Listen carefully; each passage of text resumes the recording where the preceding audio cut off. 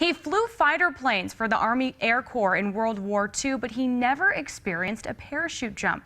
But today, Earl Scott experienced a skydive, even though he's over 90 years old. KGUN-9 on your side's Craig Smith was there as Mr. Scott stepped into thin air for a great adventure. People who love skydiving are probably sick of the old joke, why would you jump out of a perfectly good airplane? Well, now you can add to that, why would you jump out of a perfectly good plane if you're 94 years old? 94 years will not stop Earl Scott. For him, this exhilarating moment in the air connects to a more dangerous time in the air more than 60 years ago.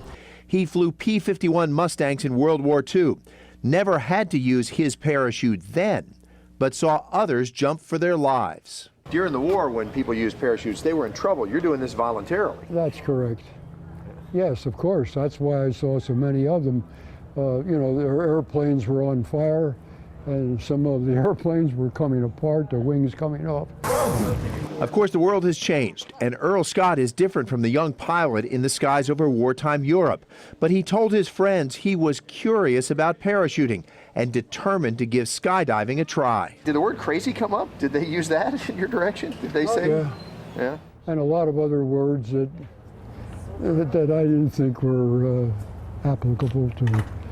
But he was determined. He went to Skydive Arizona in Eloy, and his friends at Desert Springs Retirement Community came along to watch him jump. I was a little shocked, I think, and then knowing Earl, it's just one of those things. So here he goes, stepping out at 13,000 feet, strapped to an instructor for some flying without a plane.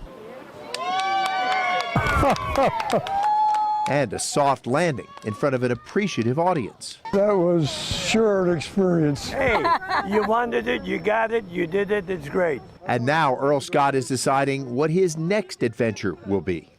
Yeah, I guess I'm that kind of a person. In Eloy, Craig Smith, KGUN-9 on your side.